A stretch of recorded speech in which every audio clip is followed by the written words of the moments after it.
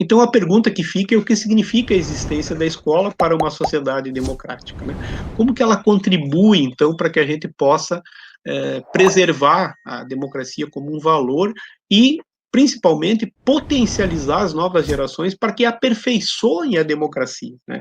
Aperfeiçoem os ganhos democráticos, os direitos. Então, essa ideia de uma lente, de um óculos que a escola pode operar para ver o mundo com outras lentes, então, com outras possibilidades. O professor José Carvalho, professor da USP, ele afirma que cabe à escola, primeiramente, conservar e transmitir os conteúdos culturais de uma civilização ou nação, né? Porque esses conteúdos, eles não passam por DNA, né? Não passam por osmose, eles precisam ser propiciados para as novas gerações. Então, preparar a passagem do privado, que é a família, para o público, para o âmbito da política, da cidadania, viabilizando sua inserção e sua ação no mundo, através, então, da qualificação da capacidade de interlocução, colocando-se à altura dos problemas de seu tempo, né? Então, olha só, eu grifei aqui em negrito essa ideia da passagem do privado, né, do âmbito da família, para o âmbito do público, né, da política e da cidadania. Então, esse movimento, como ele não é natural, ele tem que ser produzido, né, ele tem que ser pensado, né, de um modo sistemático para que possa vir a acontecer.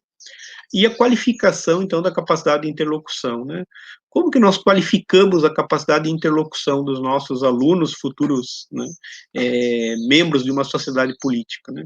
Obviamente que aqui o conhecimento cumpre um papel fundamental, como a gente viu naquela definição do próprio Casasus, né? Então, se o mundo humano não tem um mapa prévio e nem um manual de instrução do usuário, né, e se não existe ainda o recurso do salvar como, né, o que nos resta, né? Como fazer essa passagem intergeracional, né? Como permitir que as novas gerações possam se apropriar da ideia de mundo comum, com uma perspectiva de interferir, de meter a colher nesse mundo, né? E aí, então, essa ideia de que o conhecimento é esse elemento fundamental para isso, né? Então, por que isso, né? Porque essas novas gerações, elas vão ser convidadas a ter que deliberar, a participar do processo democrático. Então, para deliberar acerca do futuro, temos que conhecer o passado e o presente. Esse é o esforço da educação. Ensinar o passado e o presente da melhor forma possível, né? E não querer roubar das crianças, das novas gerações, no seu futuro, aquilo que pode vir a ser e que eles vão definir, que eles vão participar dessa construção, né? Então, a educação implica em um vínculo com a temporalidade do mundo humano, que ela não se desenvolve a partir de um vazio histórico, mas de uma experiência de intercâmbio entre gerações que ocupam lugares distintos no mundo, vai afirmar o professor Carvalho, né? Então, por isso que essa ideia aqui da corrida de revezamento, né, essa passagem, esse vínculo de temporalidade, né, que permite uma espécie de tornar as novas gerações herdeiros de um conhecimento que nós produzimos enquanto humanidade, né? Mas não temos garantia nenhuma do que vai ser feito desse conhecimento, né? E nós não temos o direito, segundo a minha perspectiva, de deliberar acerca da novidade que as novas gerações podem trazer para o mundo, né? Então, no interior da escola, todos os componentes curriculares, eles respondem pelo caráter republicano dessa instituição, no modo como lida com o conhecimento e com as relações sociais que acontecem nesse espaço público. Agora, o que isso significa, né? Assumir um componente curricular como caráter republicano, assim como é da escola, né? Então, acho que isso é importantíssimo para nós, né? Primeiro que significa, então, é não limitar-se a reproduzir os sentidos, os significados encarnados pelas diferentes manifestações culturais. E aqui vocês podem pensar na educação física, né, as manifestações da cultura corporal de movimento, né?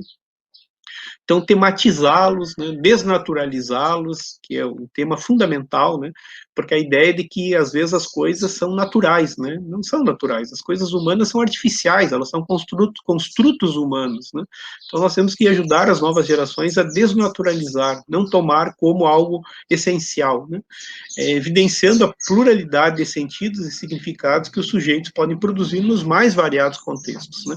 Então, esse reconhecimento de que essas manifestações, elas são construções históricas, elas permitem as novas gerações também se enxergar como produtoras de novos sentidos, né? E que eles podem, então, frente aos novos contextos, a novas situações, produzir outros sentidos e significados para aquilo que até então eles herdaram com um determinado sentido. E essa pluralidade, que foi destacada já no início, só instituições com esse caráter republicano, como é o caso da escola, da universidade, podem preservar, e que não são necessariamente compatíveis com os marcos de outros modos humanos de organizar a vida em sociedade, né? Então, pessoal, se a gente pode reconhecer a pluralidade como uma virtude, como um elemento desejável, nós sempre temos que pensar que não é qualquer tipo de sociedade que garante isso, né? Então, sociedades que não são laicas, né, que o Estado não é laico, sociedades que têm uma ideologia oficial, né, então tudo isso inviabiliza a pluralidade. E então é preciso saber que se nós temos hoje a possibilidade de viver essa pluralidade, é graças ao tipo de construção social que nós fizemos, né, que é uma república democrática, né, sempre ser aperfeiçoada, obviamente, né. De uma forma gráfica, eu representei aqui a educação escolar, né, que seria numa república democrática, né. Então, a escola republicana, como essa espécie de porto de passagem, ou dessa preparação entre o privado e o público, né, ela vai receber no seu interior as crianças que vêm de diferentes famílias, de diferentes religiões, de diferentes valores culturais e de diferentes posições políticas.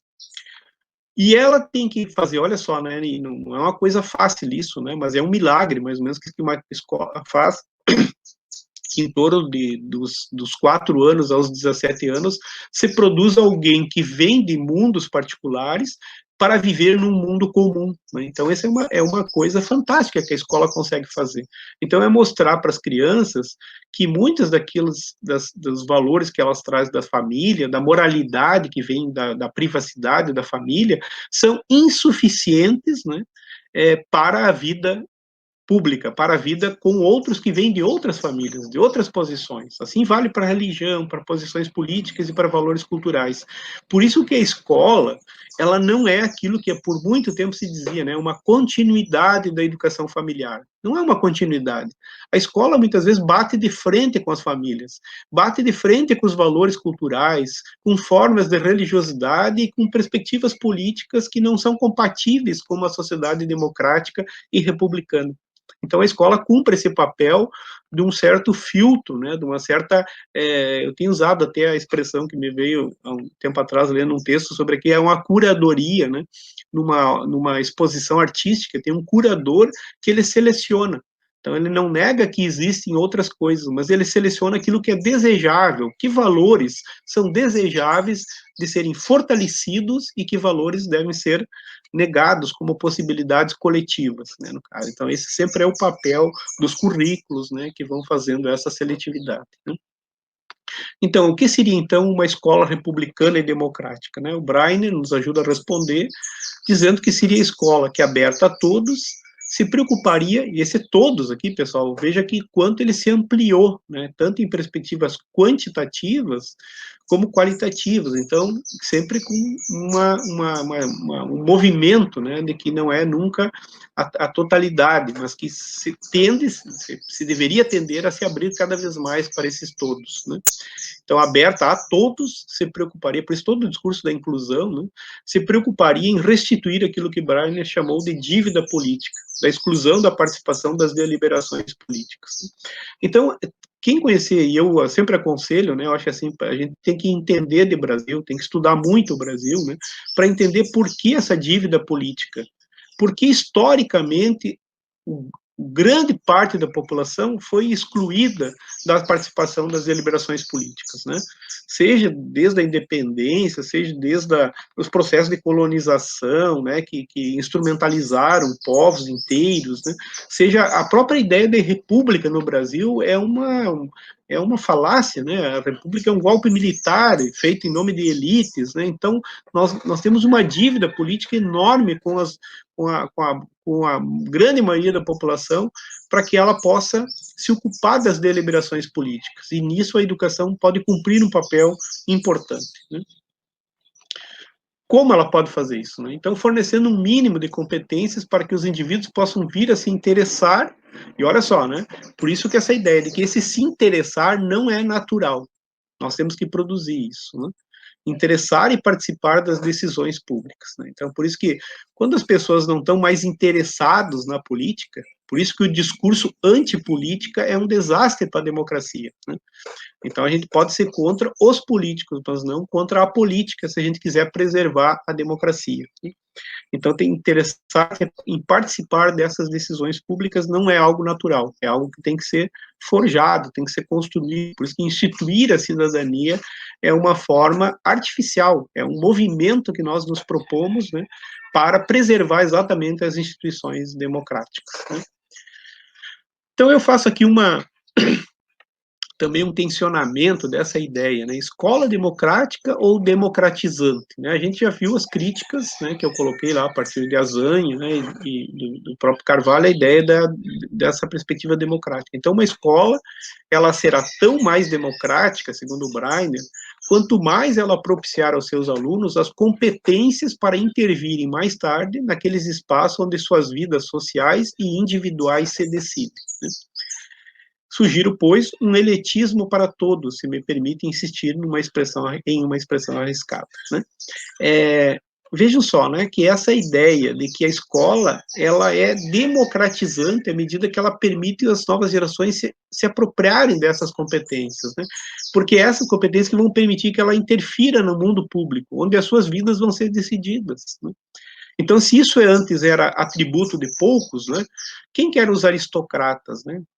Os aristói, né, como os gregos chamavam, eram os melhores, mas eram os melhores por nascimento? Sim e não.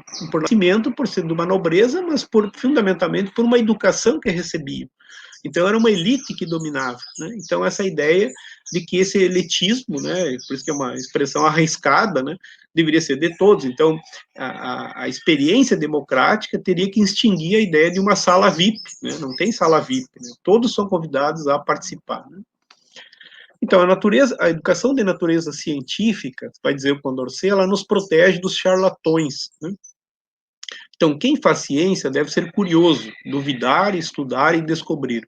Ciência produz conhecimento, e o conhecimento destrói mitos, né? Então, essa ideia que o Condorcet tinha lá já em 1791, como uma proposta para a escola pública francesa, embora não foi vitoriosa a posição dele, mas ele produziu uma obra fantástica, né, que são 5 memórias sobre instrução pública, uma dessas obras, traduzida só em 2008 no Brasil, infelizmente, mas que coloca essa ideia do quanto o conhecimento pode proteger as pessoas, né, de serem enganadas, de serem engambeladas, né, do charlatanismo de várias ordens, né, seja econômico, político ou religioso, né.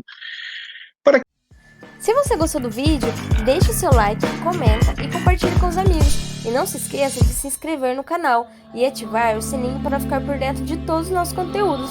Um grande abraço e até o próximo vídeo.